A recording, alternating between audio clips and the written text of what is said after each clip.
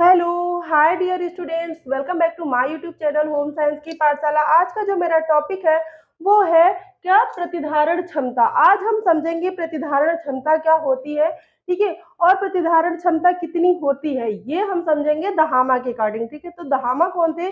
दहामा एक प्रसार शिक्षा शास्त्री थे जिन्होंने कुछ समीकरण बताए हैं और कुछ ये बताया है प्रतिधारण क्षमताएं कि मनुष्य कौन सी क्रिया करता है उसके प्रति उसका धारण क्षमता कितनी होती है, मतलब वो कौन सी क्रिया कर रहा है जिसके एवरेज में उसे कितना ज्ञान ग्रहण हो रहा है, होती है प्रतिधारण क्षमता, किसी चीज को धारण करना, ठीक है। तो हम कौन सी क्रिया के प्रति कितनी प्रतिधारण क्षमता होती है, दहामा ने क्या बताया है वो आज हम समझेंगे, ठीक है। किसके अकॉर्डिंग? दहामा के। दहामा को समझेंगे आज हम कि दहामा ने कौन सी प्रतिधारण क्षमताएं बताई है। तो हमने क्या देखा, प्रतिधारण क्षमता क्या होती है, हम कितना धारण कर रहे हैं किसी क्रिया के प्रति, किसी क्रिया के प्रति हम कितना धारण कर रहे हैं वो होती है प्रतिधारण क्षमता। और दहामा ने प्रतिधारण क्षमता क्या बताई है वो आज हम समझेंगे, ठीक है। तो दहामा ने बताया है कि जब कोई व्यक्ति कोई चीज सीखता है, जब कोई व्यक्ति कोई चीज सीखता है तो वो जो क्रिया कर रहा है उससे उसे कितने शिक्षा ग्रहण हो रही है या फिर वो कितना सीख रहा है, तो ये होती है प्रतिधारण क्षमता। तो इन्होंने कुछ समीकरण भी बताए हैं। क्या समीकरण बताए हैं? इंद्रियों के द्वारा। इन्होंने किस पर फोकस किया है? इंद्रियां, ठीक है। अगर हम ये समझे प्रसार शिक्षा शास्त्री है दहामा, प्रसार शिक्षा शास्त्री, ठीक है, प्रसार शिक्षा शास्त्री दहामा ने कुछ समीकरण दिए हैं, ठीक है,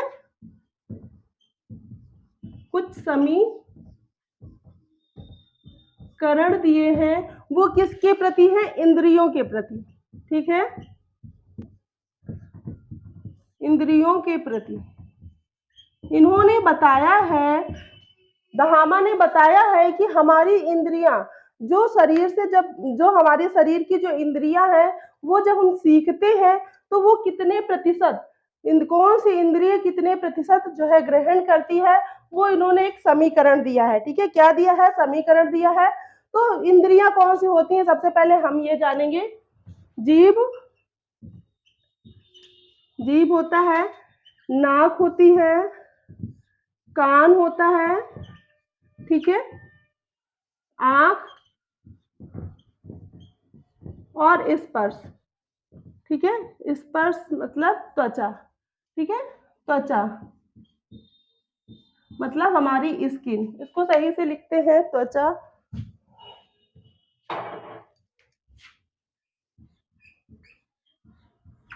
पांच इंद्रियां होती है ना, पांच इंद्रियां होती हैं जिनको इन्होंने प्रसार शिक्षा शास्त्री ने बताया जो इंद्रियां होती हैं ये कितने प्रतिशत ग्रहण करती हैं। इन्होंने इसका एक समीकरण दिया है। जीभ से हम क्या करते हैं? स्वाद लेते हैं। क्या लेते हैं? स्वाद लेते हैं। नाक से क्या हम करते हैं? सूंघते हैं। कान से हम सुनते हैं, ठीक है, और आंख से हम देखते हैं।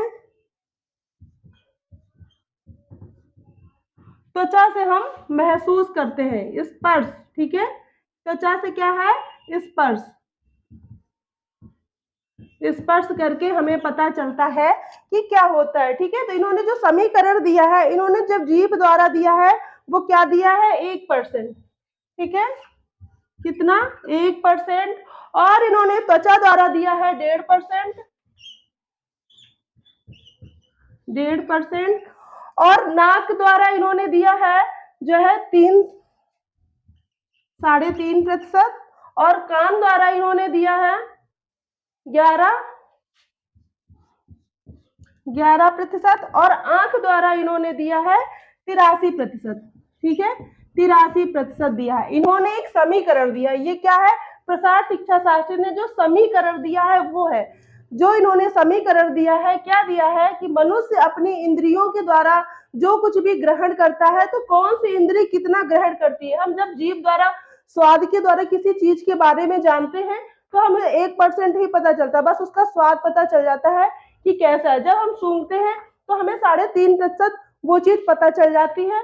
जब हम सुनते हैं तो हमें 11% कोई चीज पता चलती, किसी चीज के बारे में जब हम सुनते हैं तो हमें 11% वो चीज पता चल जाती है, और त्वचा से हमें 1.5%, और आंख से जब हम देखते हैं किसी चीज को तो हमें 83% पूरा पता चल जाता है। ठीक है, तो इतना क्लियर। तो ये क्या है, ये समीकरण है।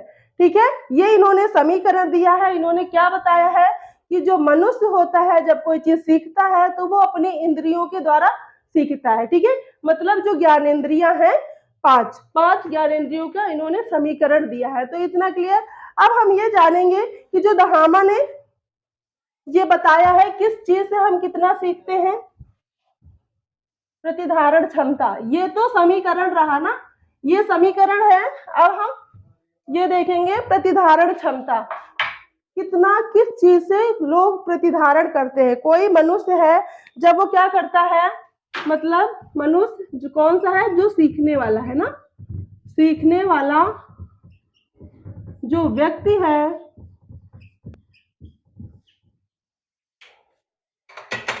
सीखने वाला व्यक्ति जो है कितना धारण कर रहा है ना, क्या है, कितना धारण कर रहा है। ठीक है, तो देख कर कितना करता है वो आंख से,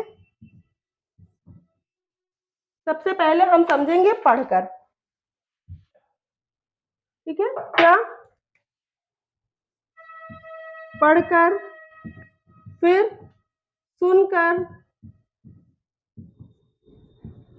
फिर देखकर, पढ़कर सुनकर, पढ़कर सुनकर देखकर, फिर देख और सुनकर दोनों। ठीक है, देखकर और सुनकर दोनों। ठीक है, पहले पढ़कर, फिर सुनकर, फिर देखकर, फिर देखकर और सुनकर, फिर परस्पर वार्तालाप करके, परस्पर वार्तालाप कर कर, जब हम किसी चीज के बारे में परस्पर उसके बारे में वार्तालाप करते हैं, और क्या होता है, कार्य संपादन करके। ठीक है,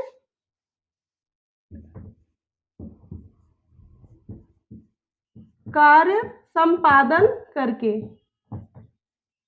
इसमें इन्होंने क्या बताया है कि मनुष्य जब कोई चीज सीखना चाह रहा है, जब कोई सीखने वाला व्यक्ति जो कुछ सीखना चाह रहा है, तो वो जब पढ़ता है किसी चीज को सीखने के लिए तो वो कितना प्रतिशत धारण करता है, सुनकर किसी चीज को के बारे में सुनकर कितना धारण करता है, देखकर कितना धारण करता है, देखकर और सुनकर कितना धारण करता है, और परस्पर वार्तालाप जब करता है किसी चीज के बारे में तो उसे कितना धारण होता है, मतलब सीखने की जो क्षमता है, और कार्य संपादन करके वो कितना धारण करता है। तो इतना क्लियर। इन्होंने क्या बताया है, इन्होंने सीखने के लिए बताया। जिस तरीके से अनुभव कोड किसने बनाया है, एडगर डेल ने ना, एडगर डेल ने भी बताया, उन्होंने एक अनुभव कोड बनाया, उसमें बताया कौन सी चीज से हम कितना सीखते हैं, तो उन्होंने एक अनुभव कोड के द्वारा उसे दर्शाया। उसी तरीके से इन्होंने प्रतिधारण क्षमता समझाई है, और प्रतिधारण क्षमता में उन्होंने ये बताया है कौन सी क्रिया करके किस क्रिया के प्रति मनुष्य को कितना धारण होता है। तो पढ़कर वो 10%, ठीक है, किसी चीज का 10%, और सुनकर वो क्या करता है 20%, और देखकर उसे 30% प्रतिधारण होता है। ठीक है, जब वो किसी चीज को पढ़ता है तो उसे 10% धारण होता है, जब वो सुनता है किसी चीज को तो उसे 20% धारण होता है, और जब वो देखकर किसी चीज को सुन रहा है, किसी चीज के बारे में उसे दिखाया भी जा रहा है और बताया भी जा रहा है, तब उसे कितना ग्रहण होता है। तो देखकर और सुनकर दोनों मिक्स करके हम यहाँ पे 50 लिख देंगे। ठीक है, 50%। जब वो कोई चीज देखता भी है और सुनता भी है तो उतना कितना ग्रहण करता है 50%, और जब वो परस्पर वार्तालाप करता है ना तो उसे 70% चीजें वो सीख लेता है। कितना, 70% चीजें सीख लेता है। और जब वो किसी कार्य को संपादित करता है, जब वो किसी कार्य को संपादित करता है तो वो 90% सीखता है। ठीक है, कितना, 90%। यही है प्रतिधारण क्षमता जो कि दहामा ने बताई है। दहामा ने क्या बताया है कि जब कोई सीखने वाला व्यक्ति किसी चीज को पढ़ता है तो 10%, अगर किसी चीज को सुनकर वो सीख रहा है, किसी चीज को सुन रहा है, उसे कोई बता रहा है सिर्फ, तो वो जितना सीखता है उसे तो 20% ही जो है वो सीख पाता है। जब वो किसी चीज को देखता है और उसको कुछ बताया नहीं जाता, सिर्फ वो चीज को देख लेता है, तो उसे 30% पूरा ज्ञान हो जाता है। और जब वो देखकर और सुन लेता है, दोनों चीज करता है, जब किसी चीज को उसे बताया भी जाता है और दिखाकर बताया जाता है, तो उसे 50% चीजें एकदम सीख लेता है वो। फिर जब परस्पर वार्तालाप करता है किसी से, उसी के बारे में जितना उसने देखा सुना और उसके बाद पढ़ा, उसके बीच में जब वो परस्पर वार्तालाप करता है तो उसे और सारी चीजें पता चलती हैं, तो वो क्या करता है, 70% सीखता है। जब वो कार्य संपादन कर लेता है तो वो 90% कर लेता है। किसी कार्य को उसने सीखा और उसके बाद उसने क्या किया, कार्य को संपादित कर दिया, तो कितना हुआ, 90%। यही है प्रतिधारण क्षमता। इससे क्वेश्चन बनते हैं। ज्यादातर ये पूछा जाता है, कोई सीखने वाला व्यक्ति देखकर कितने प्रतिशत प्रतिधारण क्षमता ग्रहण करता है। ये क्वेश्चन आ चुका है, अभी रिसेंटली आया है, ठीक है। तो 30% इसका आंसर होता है। और इस पढ़कर भी पूछा जा चुका है, सुनकर, देखकर तो अभी रिसेंटली ही पूछा गया है। तो क्लियर दहामा के अकॉर्डिंग पूछा जाता है। दहामा के अनुसार देखकर कोई व्यक्ति कितना प्रतिधारण है करता है, उसकी प्रतिधारण क्षमता कितनी है, तो आपको बताने होगा 30%। इस तरीके से क्वेश्चन आता है। तो इस चार्ट को आप बना लीजिए और एकदम से रट लीजिए, क्योंकि इससे क्वेश्चन जरूर बनता है।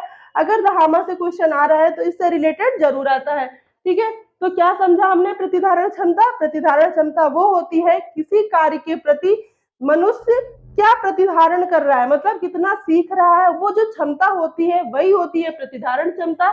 और पढ़कर 10%, सुनकर 20%, देखकर 30%, और देखकर सुनकर 50%, और परस्पर वार्तालाप करके 70% और कार्य संपादन करके 90% व्यक्ति सीखता है। तो इतना क्लियर। आई होप ये वीडियो आपको पसंद आई हो। अगर वीडियो समझ में आई हो और पसंद आई हो तो प्लीज वीडियो को लाइक करें, शेयर करें, और चैनल पे अगर नए हो तो चैनल को सब्सक्राइब कर लें, बेल आइकन जरूर प्रेस कर लें, ताकि आपको नई वीडियो का नोटिफिकेशन मिलता रहे। Thank you for watching my video. Thank you so much.